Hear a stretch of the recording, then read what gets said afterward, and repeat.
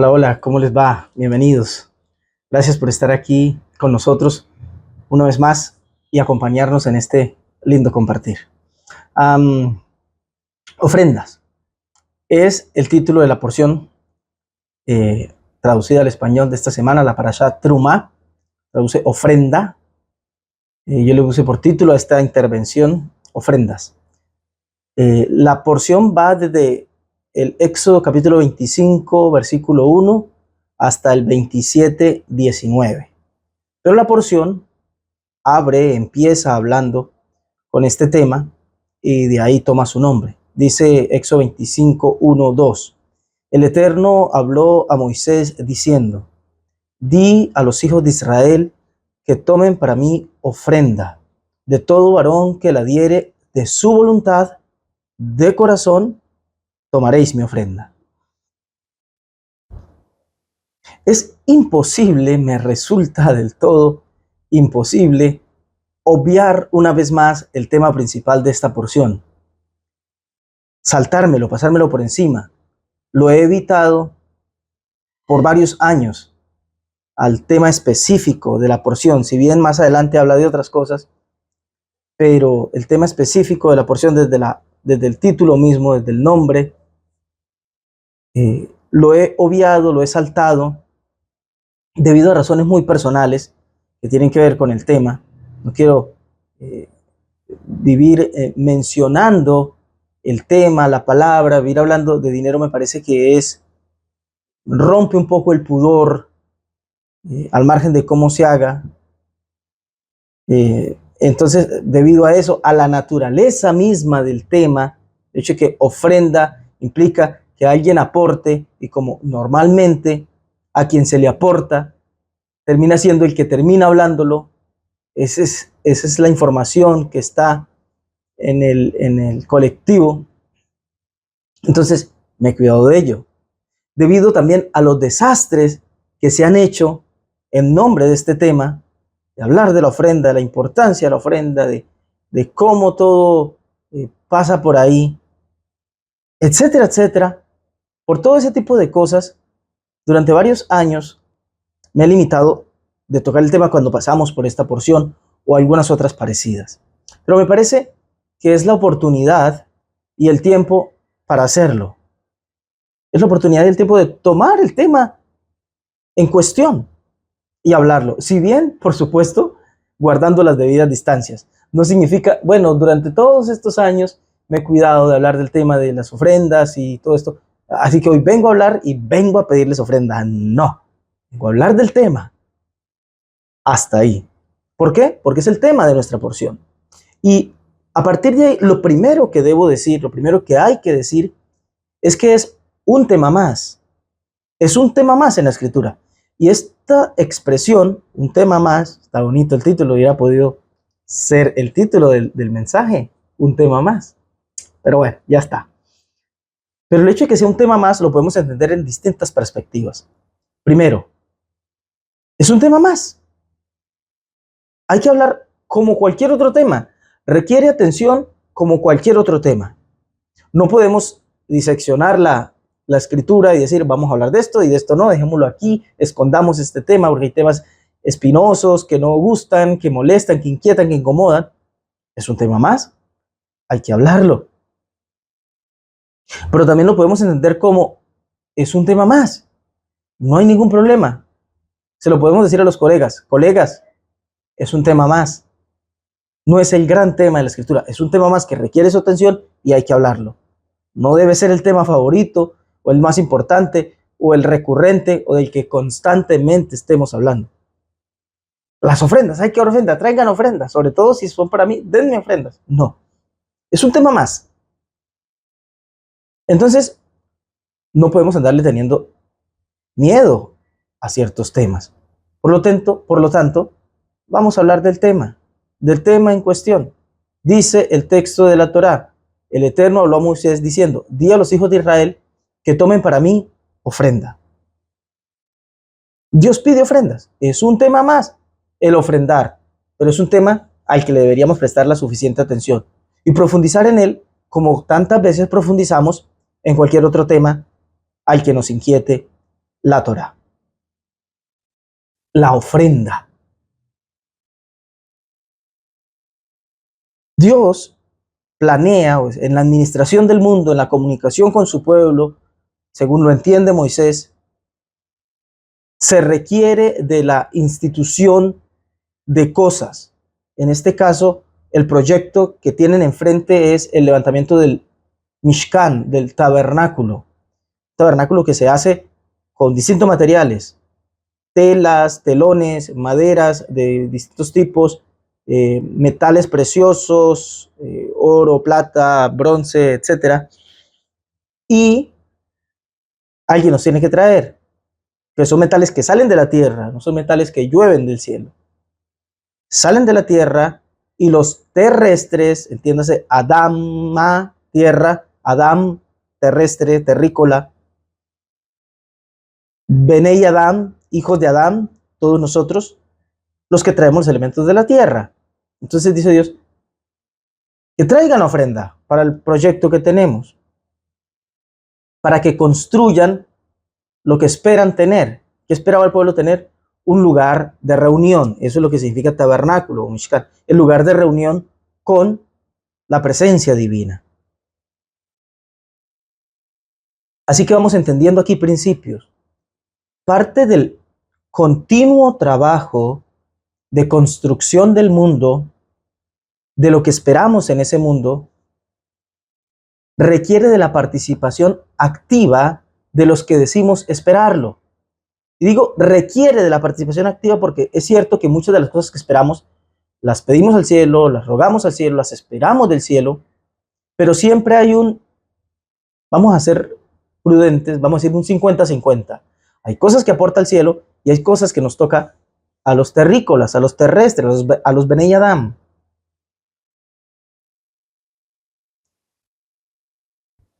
Entonces, como hay cosas que queremos en la construcción del mundo que deseamos, un mundo ideal puede ser un mundo sin hambre, un mundo sin, o con más bien, cero analfabetismo, un mundo equitativo, justo, ideal, un mundo descontaminado, un mundo limpio para respirar, etcétera. Como la construcción de tal mundo requiere de la participación activa de los que esperamos ese mundo,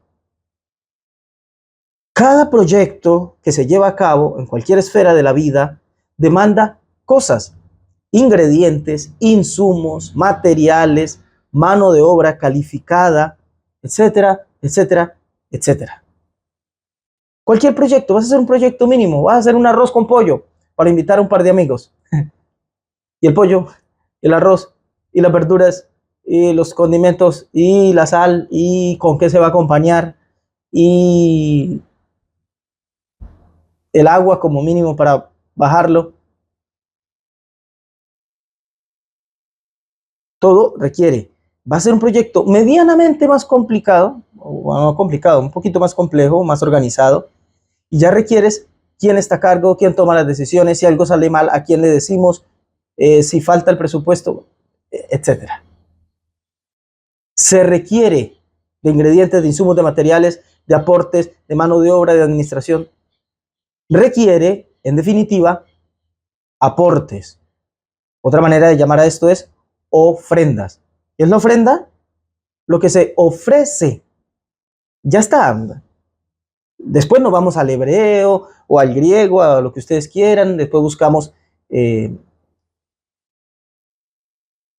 cuestiones etimológicas, definiciones de diccionario, profundizaciones espirituales.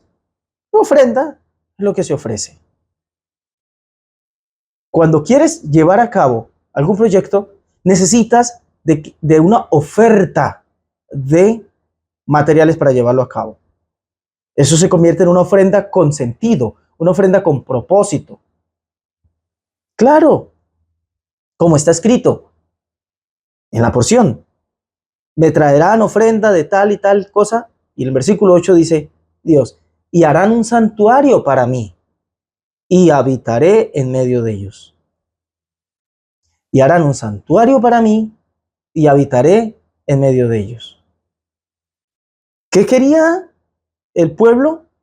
Un santuario, un lugar donde tuviera lugar, un lugar donde tuviera lugar, dije, sí, un lugar donde llevar a cabo la reunión divino, humana, Dios y el hombre. Eso querían. Dice Dios, ok, pues manos a la obra. Empiecen a recolectar lo que van a necesitar. Dios luego les provee lo demás. Provee la inteligencia en un tal Bezalel y otros que le ayudaban, la administración en Moshe, todos los artesanos que ayudaron al jefe principal de la obra, que no fue Moshe, fue este Bezalel, etc. Pero lo importante eran ambas cosas. La participación que hacía Dios y la participación con la que lo quería comprometer al hombre. ¿Qué querían? Un santuario. Bueno, pues, órale. Y ahí yo habitaré en medio de ustedes. Esa es la clave. El hombre se moviliza y Dios se hace presente no solo en lo que el hombre hace y da, sino en lo que el hombre se mueve. En la movilización humana emerge lo divino que lleva al hombre y que lo activa en el momento en que ofrece. Yo habitaré en medio de ellos. Por las ofrendas. El mundo se sostiene a partir de las ofrendas. Es una verdad tan desafiante, inquietante, chocante incluso, como inexorable. Porque se cumple en todas las esferas de la vida. Todas. El mundo se sostiene a partir de las ofrendas, de lo que se ofrece. Se cumple en el mundo de la economía global. Sí, cada uno provee, proyecta, descubre algo que puede suplir y lo oferta al mundo porque de eso se beneficia, pero no todo es medible. Siempre tiene que entregarle algo al mundo y la recompensa que la persona recibe es lógica, es obvia, pero, nunca es medible todo el bien que se hace. Vamos, el tema de la salud.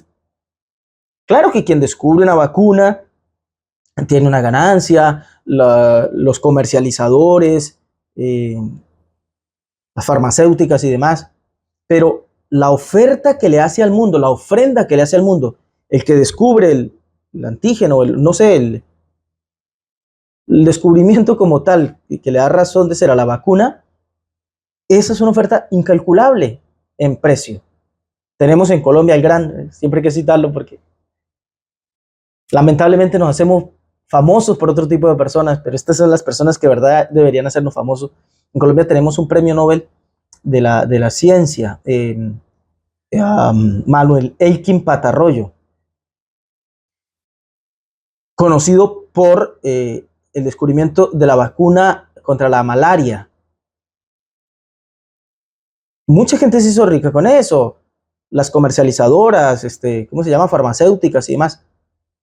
Y el hombre, yo estoy seguro que no, su familia no es necesariamente pobre y pasa necesidad, pero comparado con lo que le ofreció al mundo y con lo que muchas otras gentes hizo de dinero, ese tipo no ha recibido y no hay manera de que reciba lo que merece.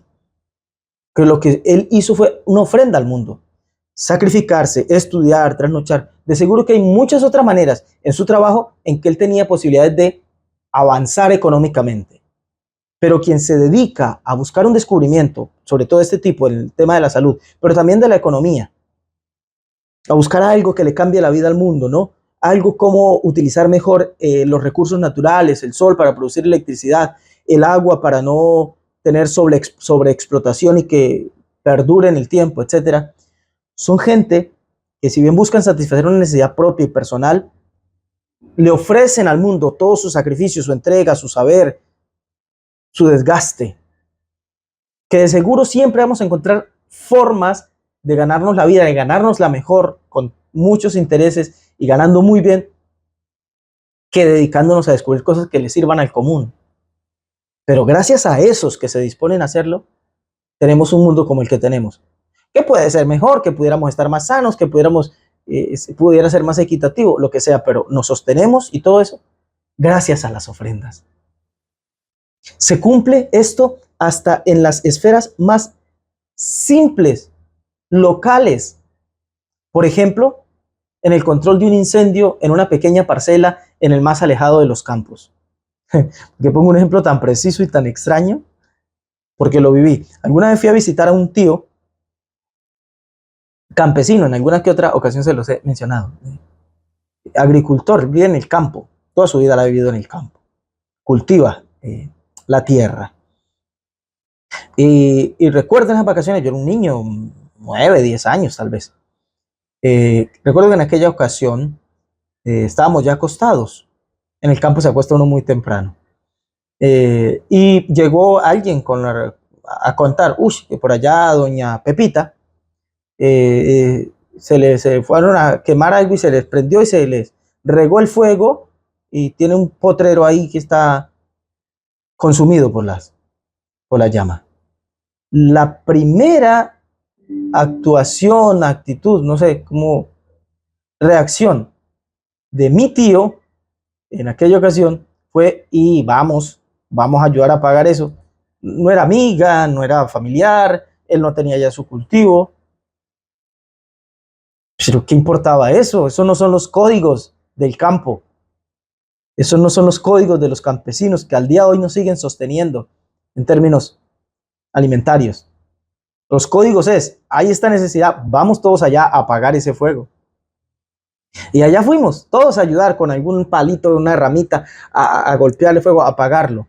Llegamos otra vez y empezaron a llegar otros vecinos, otros campesinos de otras fincas, hasta que lo controlamos. Le preguntaba yo a mi tío, lo recuerdo perfectamente, ¿qué pasa aquí? Pues ya se llamó, ya se avisó a ver si envían bomberos o lo que sea, pero el campo es difícil. Pero mientras tanto aquí hacemos todo lo que podamos.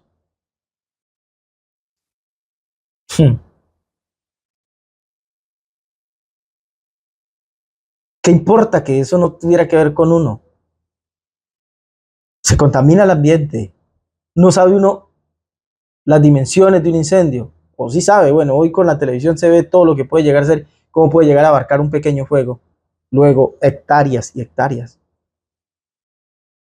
El asunto es que se necesitaba y apareció el que estuvo dispuesto a ofrecer su sueño, su cansancio, su familia por ir a ayudar a controlar algo, aunque no fuera de él. Por supuesto que no le iban a pagar. Por supuesto que la señora no dijo, don Efraín, se llama mi tío, ¿qué le debo? Y a su familia, o cuando se le presente un incendio, usted envíeme razón, porque cuando eso nada de celulares. No, no pasaba por ahí. Pasaba por ofrendar. Y eso que le salvó la vida a la señora, y no sabemos si a todo un pueblo disperso por ese campo,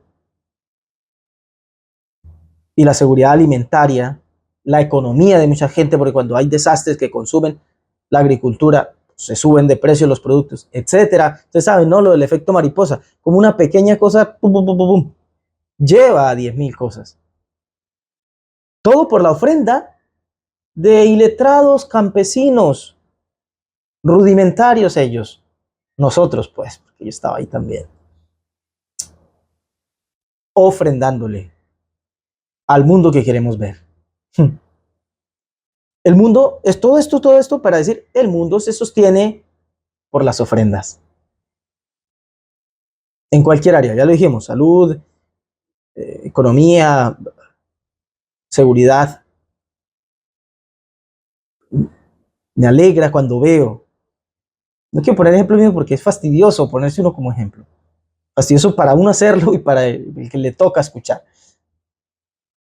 Pero yo veo a demás gente por la calle. Cuando veo de pronto un niño por ahí, una niña, que pasa, va por la calle sola, jovencita, muy niña o mayorcita, pero de pronto muy linda, lo que fuere, y va por ahí sola y pasa por donde uno ve personas así, de pronto bebiendo, despachándose en palabras, piropos, que son más bien vulgaridades. Y hubo personas que muchas veces están por ahí, caminan un poco más y acompañan como mientras ven que la persona pasa y ya se encuentra medianamente más segura, ahí sí siguen con su vida. Todas estas pequeñas ofrendas sostienen al mundo del caos, del terror, de muchas cosas. Ahora, ¿quién debe ofrendar? ¿Quién debe ofrendar? Bueno, empecemos haciendo mención de dos tipos esenciales de personas. Dos tipos esenciales de personas que deben ofrendar. Primero, los que ven la necesidad. Los que ven la necesidad. Yo veo la necesidad, dice por allá el Pirkei Avot. Si tienes la oportunidad de ver algo que no está funcionando bien, es un llamado que te hace la vida, para que tú aportes para el buen funcionamiento de eso. No te preguntes quién tiene la culpa, no te preguntes quién tiene que hacerse responsable. Pregúntate, ¿qué puedo hacer por eso? Ay, si aprendiéramos de esta sabiduría milenaria, Dios, no estaríamos diciendo, pero ¿por qué hay tanta hambre en África? ¿Pero por qué hay tanta inseguridad en? ¿Por qué hay tanta guerra en? ¿Por qué Venezuela? ¿Por qué Colombia? ¿Por qué estos días Córdoba, aquí en Colombia, un departamento muy, muy afectado por unos desastres naturales? ¿Por qué? La culpa la tiene el presidente, los gobiernos anteriores, los políticos. ¿Qué puedes hacer? Nada. Ah, bueno, ofréndale el silencio al mundo. Pero si hay algo que podamos aportar, aunque nimio, aunque mínimo, es una convocatoria de la vida. No a dar discursos, no a dar clases de filosofía, aportar. ¿De quién debe ofrendar? ¿Quién ve la necesidad?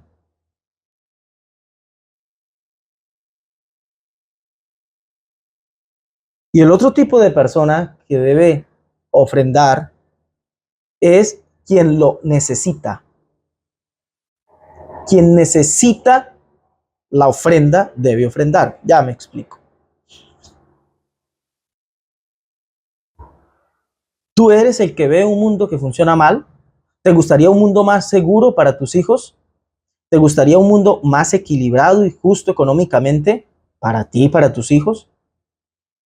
¿Qué tal si le ofrendas al mundo tu equidad, tu justicia? No quedarte con las vueltas de más que de pronto te da el tendero. Aportar más allá de aquello por lo que te pagan. Quedarte 5 minutos más, no diciendo, ya se cumplió mi horario, no importa que esa máquina esté funcionando. Si se quema, que se queme, que pierda el que tiene, que pierda el jefe. Yo ya cumplí mi horario y no me van a pagar horas extra. Pero no eres tú el que necesita un mejor mundo, uno más justo, uno donde todo el dinero no esté acumulado en los ricos de siempre. El que necesita es el que ofrenda. ¿Quién era el pueblo que necesitaba el santuario? ¿Quién era el pueblo que necesitaba garantizar la presencia divina en medio suyo? Israel. ¿Quién debía ofrendar? Habla a los hijos de Israel y dile, traigan para mí ofrenda. Ellos. Ofrenda el que necesita la ofrenda. Porque en todo caso, todo lo que damos, aunque salga de nosotros, repercute en nuestro bien. Esto último puede ayudarnos a abarcar muchas cosas referentes a este tema de la ofrenda. Y ya podemos ir entrando un poquito al tema de la ofrenda típica, la ofrenda religiosa o de sostenimiento de culto. Porque parece que aunque que iba a hablar de la ofrenda, me he ido por la periferia de lo que le ofrendamos al mundo. Todo esto es la base. Ofrendar, generales, dar, ofrecer. Pero aquí con esto último, lo que dije, da al que necesita, y siente que necesita, da porque eso lo termina beneficiando. Aquí podemos incluir a la ofrenda religiosa o de sostenimiento de culto, ¿no? Cuando hacen aportes para la espiritualidad, para el sostenimiento de culto, de la expansión de un mensaje que supone que ayuda. Con este último punto que dije, lo podemos relacionar. Doy lo que yo necesito, cierto bien, cierta cosa que quiero ver en mi mundo, como yo necesito, por eso aporto para ese mundo ideal que quiero. Si administramos nuestras decisiones teniendo en cuenta todos estos principios que he puesto hasta ahora, creo que podemos ayudarnos a discriminar la forma en que actuamos. ¿quién debe dar? Y yo debo dar. ¿Por qué debo dar? Porque necesito eso que quiero. Entonces, si yo encuentro una necesidad suplida, algo que me ayuda, por ahí va el asunto. Para eso debo aportar.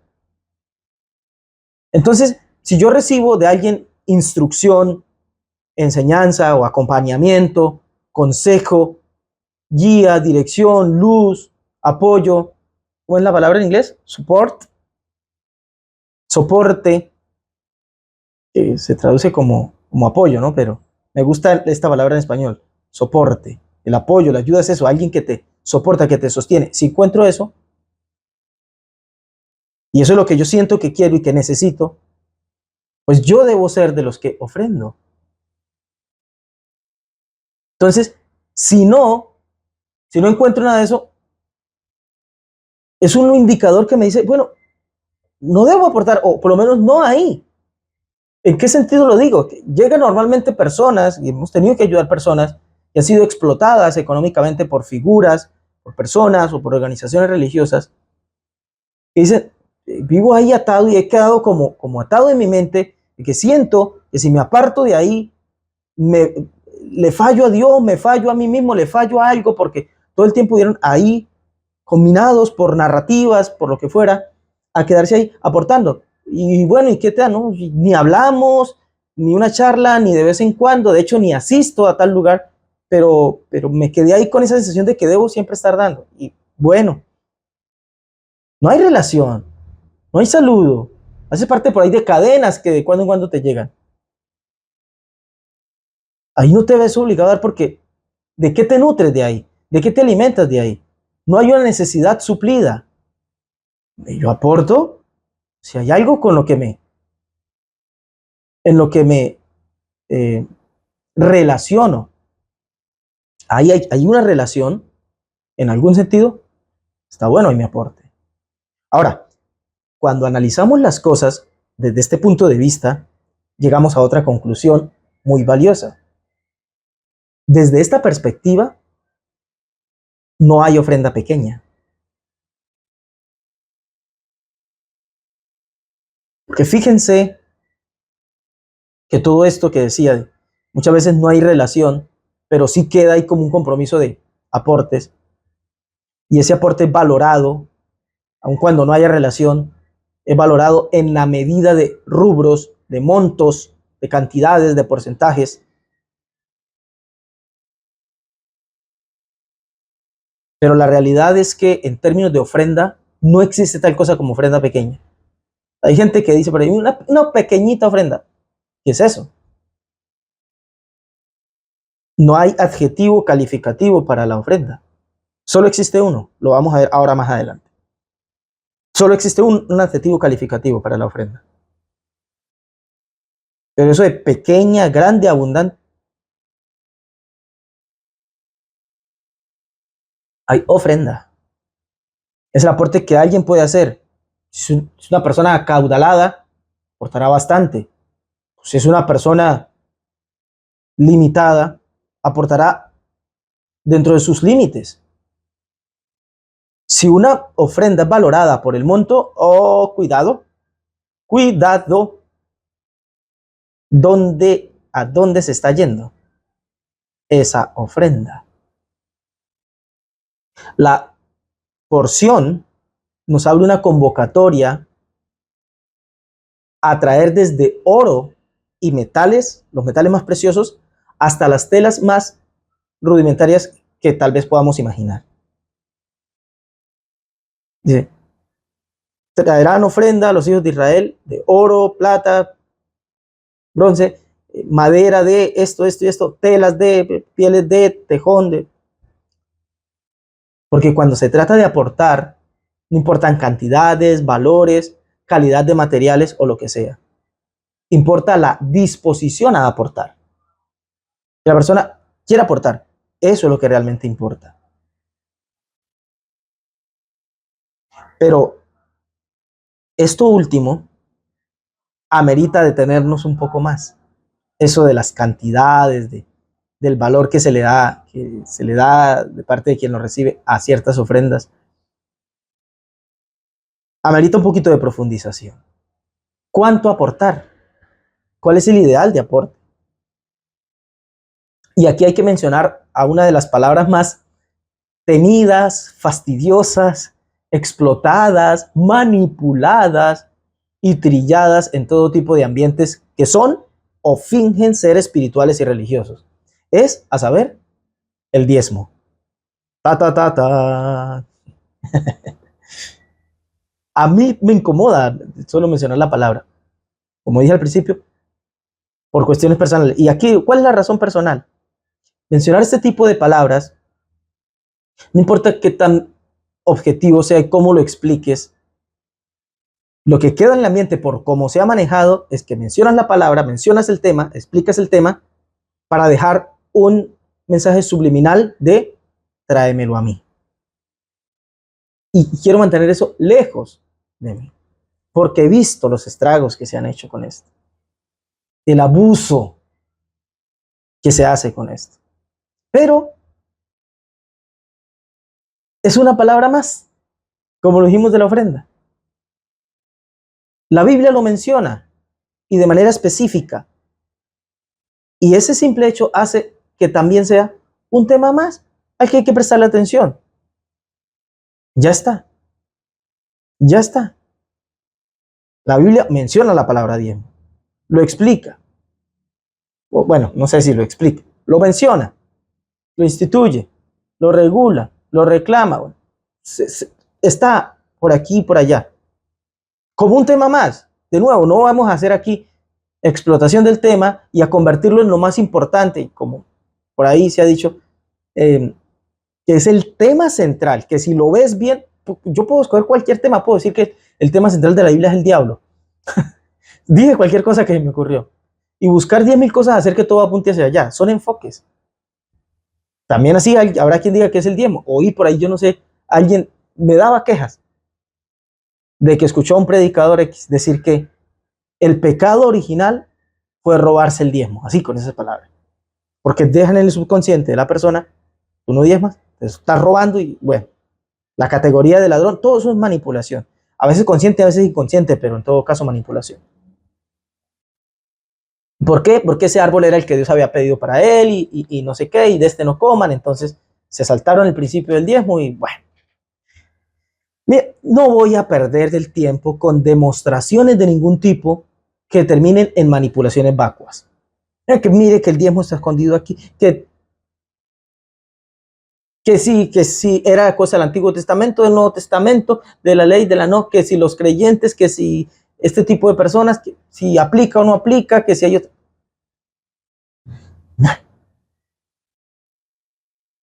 Solo diré que lo podemos abordar como un tema más porque está, no podemos ir a arrancarle a la Biblia el pedazo o los pedazos donde aparece el tema.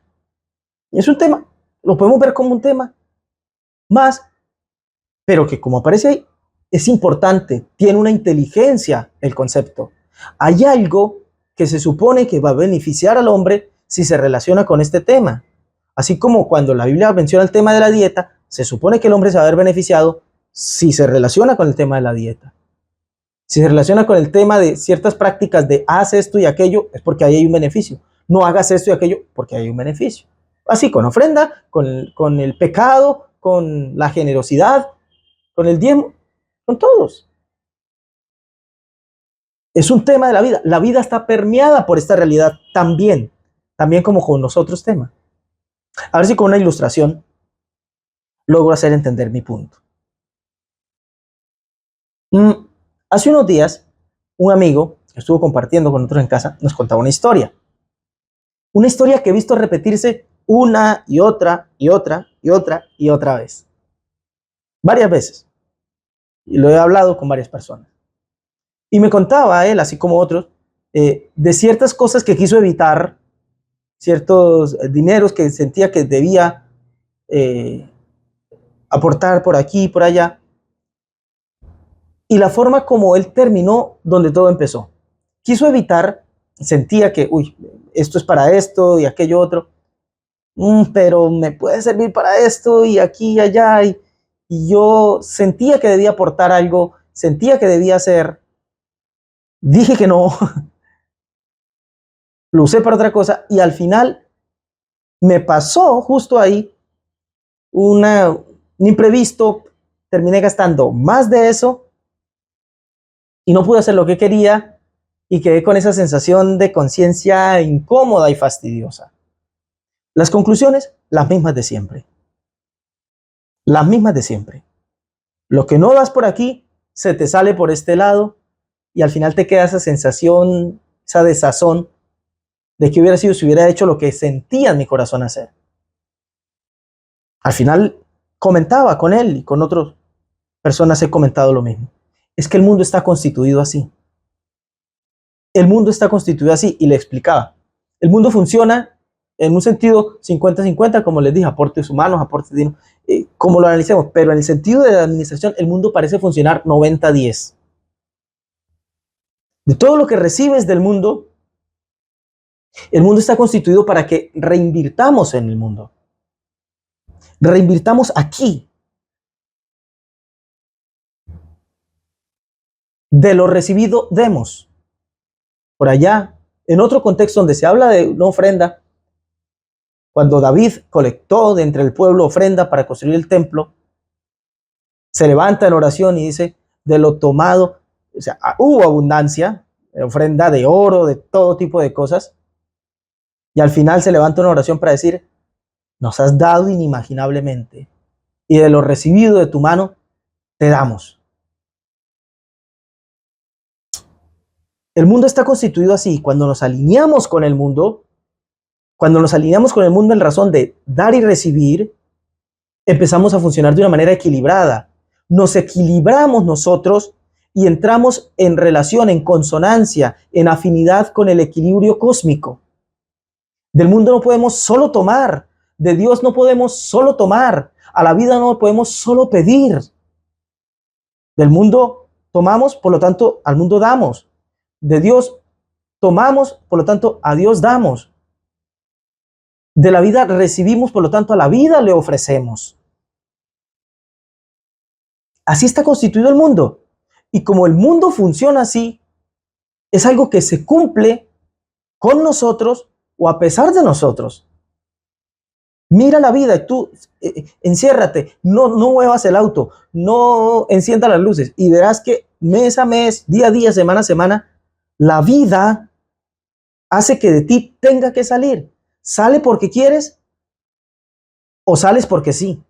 O sale porque sí. Sale de ti. Hay que otorgarle, hay que devolverle al mundo, a la vida, a Dios, a la realidad. Si yo me niego a esto, voy en contravía con el equilibrio cósmico. Yo lo he comprobado en mi vida.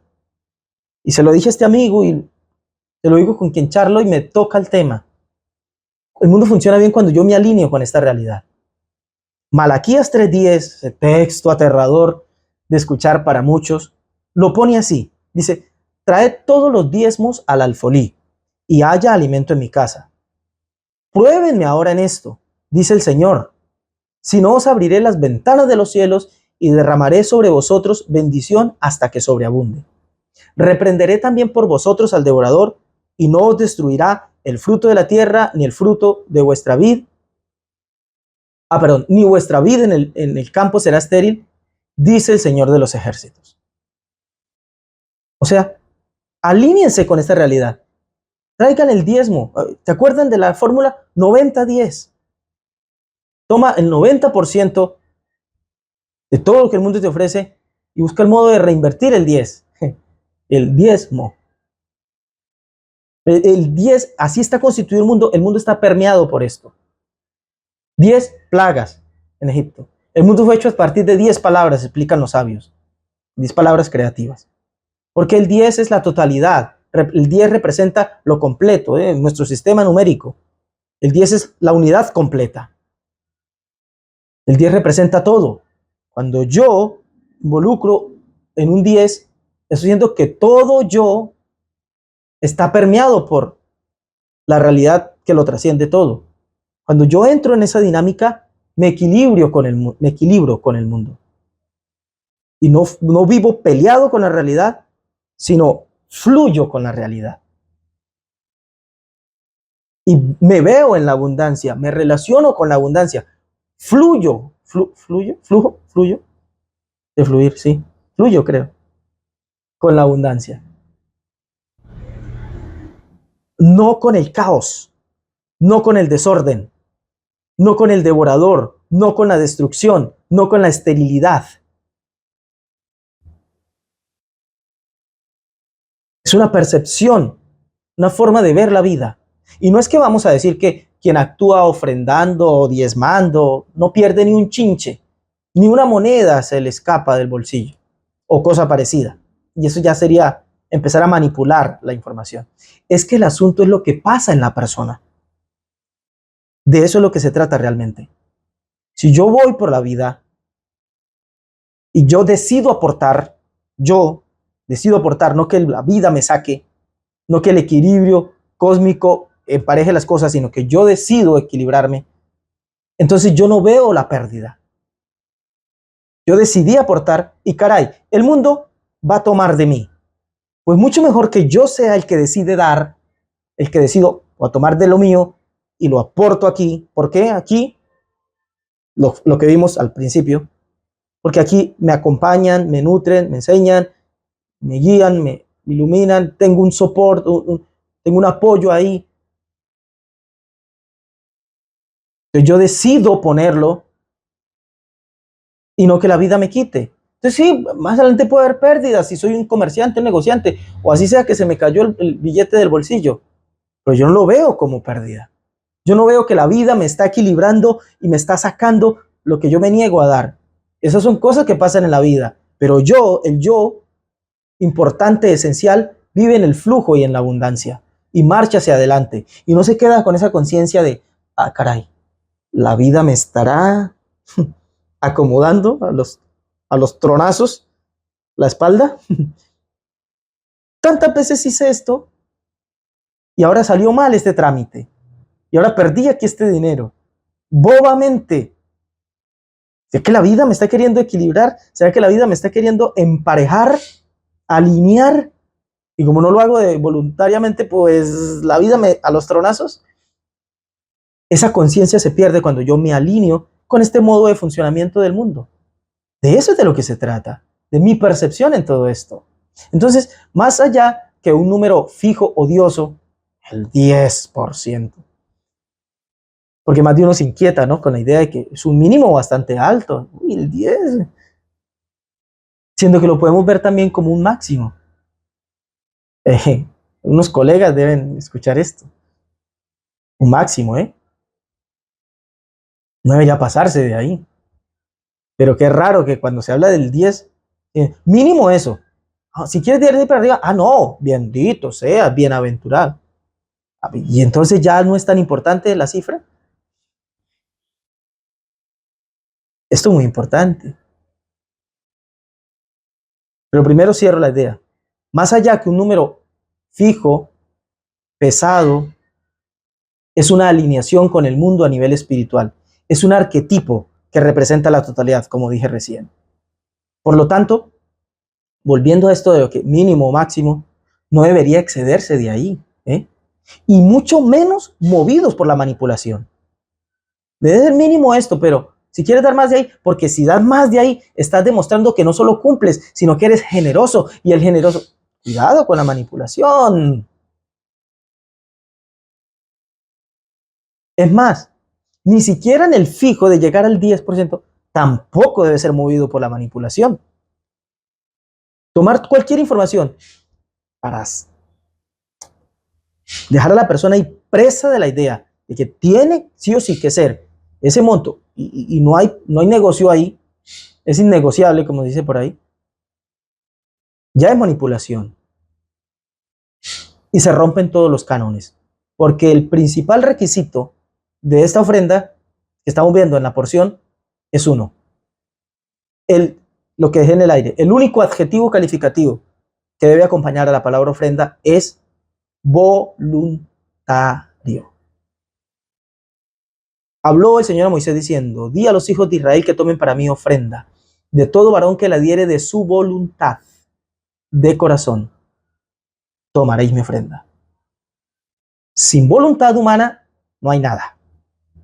No funciona. Todo lo que expliqué anterior, que te alineas con el mundo, que entras al equilibrio cósmico, que el mundo funciona así.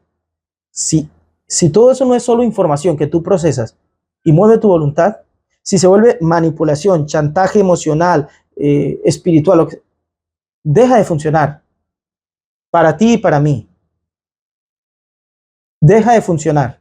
Debe ser voluntario y amplía aquí la Torah de corazón. O sea, debe moverlo sus fibras más íntimas. Sin voluntad humana no llega hasta donde debe llegar. Esta ofrenda, trumá, se traduce como ofrenda, ofrenda alzada. La raíz de trumá, rum, tiene una idea: elevar, exaltar, excelso, glorificar, levantar. Por eso se traduce como ofrenda elevada. La ofrenda debe ser levantada hasta lo divino. ¿Sí? Dile a los hijos de Israel que alcen una ofrenda. No es que tomen para mi ofrenda, sino que alcen una ofrenda a mí. Porque lo que se iba a construir era elevado, alto. Era para Dios. Entonces, la característica de la ofrenda que llega hasta Dios es de voluntad, de corazón. Si tú quieres que se eleve tu ofrenda, o quieres que la ofrenda a alguien sea elevada, para que llegue hasta donde debe llegar, para que dé en el blanco, para que cumpla su propósito, no puedes manipularla. Si tú eres de los que manipula para que alguien dé, y si tú eres de los que se deja manipular para dar, no funciona. No va a funcionar para el uno ni para el otro. Al contrario, se rompe este equilibrio cósmico porque se manipula la realidad, ya no se equilibra, sino se manipula, y esto termina siendo perjudicial para todas las partes. Tan delicado es el asunto. Ahora díganme si no hay razón para uno cuidarse de estar hablando de estas cosas. Toda explicación, escuchen, toda explicación acerca de estos temas que terminen hacerte sentir menos, en sentir riesgos de peligros, de desastres, de ruinas o cosas parecidas, es algo que contamina la ofrenda y no funciona. No, pues es que si no das cuidado y caes, cuidado y tienes ruinas, cuidado y se te mueren la vaca, o cuidado y te despiden del trabajo. La ofrenda va contaminada. Y no deja de ser algo muy complejo. Porque ¿cómo explico cómo funciona? ¿Por qué cosas no funcionan bien? ¿Por qué cosas se desalinean, se desequilibran? Pero que al mismo tiempo esa explicación no sea una manipulación. Es como cuando le quieres explicar a alguien el funcionamiento de una buena dieta, ¿no? ¿Por qué está mal físicamente? ¿Y cómo puede funcionar bien su cuerpo? Por ejemplo, con el tema del azúcar. Yo no pudiera hacer sentir a alguien culpable, mal, porque se toma el café con azúcar, se come postres, le gustan las tortas, qué sé yo. Pero yo sé que gran parte de sus achaques bien pueden venir por ese lado.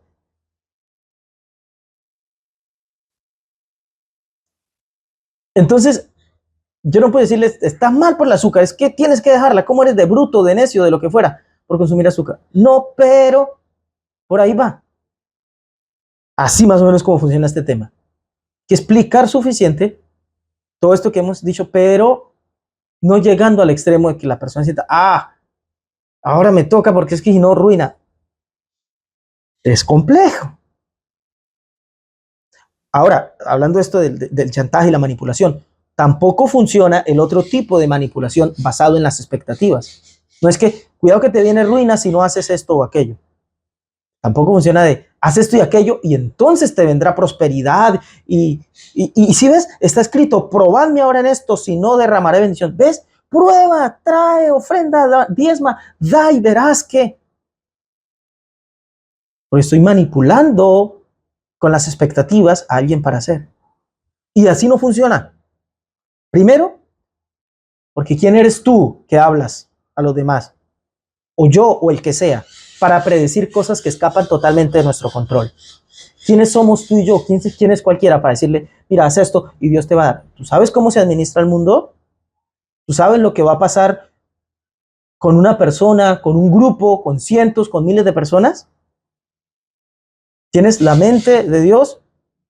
Más allá del versículo que diga que tenemos la mente de Dios, no lo dice en ese sentido. No funciona así. La administración del mundo, la providencia sobre la economía personal, familiar, comunitaria, global, son cosas que no están en nuestro juicio. Así que ojo con eso. Y segundo, por lo que no funciona, es porque no es así como se supone que opere este tipo de cosas. Hay un texto fantástico en Eclesiastés 11, dice Eclesiastés 11, 1 y 2. Echa tu pan sobre las aguas, porque después de muchos días lo hallarás. Reparte a 7 y aún a 8, porque no sabes el mal que vendrá sobre la tierra. Los sabios han comentado este texto de muchas maneras, literales. Pues obviamente que literal no significa voy y echo un pan al agua y después por allá más abajo encuentro el pan. Obviamente que está hablando en sentido metafórico, más que es un texto de sabiduría de Eclesiastés. Pero digo literales es no interpretándolo en la metáfora más simple y no buscando recovecos muy profundos o místicos, lo que sea. Pero también lo he explicado de las maneras más místicas posibles. O sea, pero creo que la metáfora es clara. Echa tu pan sobre las aguas. El pan, que es lo que ha representado históricamente, pues el sustento, lo que yo tengo, lo que la vida me da. Las aguas, que representan el flujo de la vida, las aguas representan las naciones, las aguas representan lo que corre, lo que va. El punto es, toma tu sustento y dalo. Da así como la vida te da, pero no des con expectativa. No, es que yo doy para que tú da, reparte a 7, a 1, 8. No sabes lo que va a pasar sobre la tierra, pero de una cosa puedes estar seguro. Después de muchos días lo hallarás. Y muchos puede ser en un año, en 2 años, en 30, en 40, en otra vida. ¿Y cómo así? Hasta con la reencarnación se metió aquí. Tal vez. Pero puede ser en la vida de tus hijos y nietos. Yo al día de hoy veo resultados de dádivas de mis padres. Yo les he contado alguna historia y no la voy a repetir ahora, pero una historia que me impactó mucho cuando yo tendría unos 12, 13 años. Mi mamá actuando, dándole de comer a un hambriento que no conocíamos. Y bueno, fue una historia muy conmovedora por cómo sucedió, rara incluso.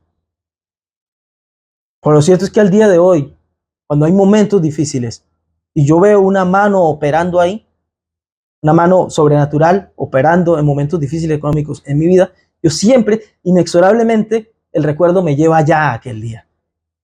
Y yo siento que estoy tomando, hallando, encontrando ese pan que mi madre echó sobre las aguas hace casi 30 años. Porque tu dádiva, tu prodigalidad, lo que das, no lo das con la expectativa inmediata de recibir algo porque deja de funcionar. Pero lo das y punto, lo echas sobre las aguas y eso funciona porque funciona. No das con esa expectativa y te aseguras más de que funcione. Porque tu dar es un cerco protector, pero no funciona a nuestro antojo, basado en las expectativas egoístas, convenientes y momentáneas que viven asediándonos desde nuestro ego. Ay, voy a dar aquí una ofrenda por ahí y Dios me devuelve el doble. No es así, no son trueques. No, vas a engañar a la mente divina. ¿Crees que es eso lo que pasa? Damos, echamos sobre las aguas. Después de muchos días lo hallaremos. Así que si yo voy por la vida echando el pan sobre las aguas, voy repartiendo, voy dando, voy sembrando, voy diezmando, voy ofrendando, es algo que hago por el bien que yo siento que mi mundo necesita y por lo tanto, como veo la necesidad, aporto, pero es algo que en todo caso siempre redundará para mi bien y viviré recogiendo eso por aquí, por allá, hoy, mañana, en 10 años, en 100. Nunca sabremos el incalculable valor de una ofrenda.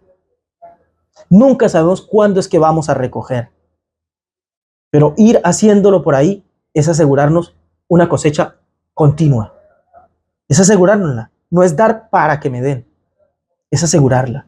Es atraer la presencia divina a nosotros por afinidad de forma. Está escrito, traerán la ofrenda, construirán un santuario y yo habitaré en medio de ellos. Si construyen un santuario, ¿qué va a venir a habitar el santuario? El santo. Cuando yo me aparto para dar, yo estoy apartándome y siendo ese santuario, convirtiéndome en el santuario en el que habita el santo que no adolece de nada, que no carece de nada. Yo me estoy pareciendo al que no carece de nada cuando doy. Me estoy preparando para el mundo que deseo y empiezo a hacerlo ser. Me empiezo a parecer a lo divino. ¿Qué hace lo divino? No necesita, no requiere, no carece, por lo tanto solo da porque lo tiene todo. Cuando yo empiezo a actuar así, dejo de estar rogando, pidiendo, mendigando y empiezo a actuar como quien todo lo tiene. ¿Quién da? El que tiene. El que todo lo tiene, lo divino, da de todo porque tiene todo. De manera que cuando yo me pongo en posición de dar, me empiezo a parecer al que todo lo tiene. Me empiezo a hacer uno con él. ¿Qué te puede faltar ahí, en ese espacio, no espacio, en ese tiempo, no tiempo, en ese lugar, no lugar, en donde te pareces al que todo lo tiene? ¿Qué te puede faltar? Pero yo pienso que decir más es empezar a hablar y hacer más de lo que me corresponde. Y es empezar a intentar hacer lo que ya dije que no se hace. Y no es así como funciona. Amado, gracias por esta palabra que nos has permitido hoy para reflexionar, para meditar, para profundizar un poquito. Y yo pienso y estoy seguro de que sumergirnos en estas verdades nos conducen no solo a ser mejores personas, más ideales, más de acuerdo a lo que pensamos que debería ser, sino que nos pone en una posición de mayor idoneidad, de mayor equilibrio con todo, con la realidad del mundo, del universo entero, con el equilibrio que el cielo mismo hace operar sobre toda realidad. Yo me quiero alinear con esto. No quiero sufrir la vida, quiero fluir con la vida. No quiero sufrir el mundo, quiero fluir con el mundo. No quiero que el mundo caiga sobre mí, quiero ayudar a construir el mundo, ese mundo que deseamos, que sea un lugar para ti, un lugar de encuentro entre tú y nosotros, en donde nos hacemos uno contigo y fluimos contigo, Señor. Gracias. Amén. Baruch Hashem, bendito Dios por su Torah. Gracias a ustedes siempre por estar. Cuídense mucho. Nos vemos en la próxima. Shavua Tov.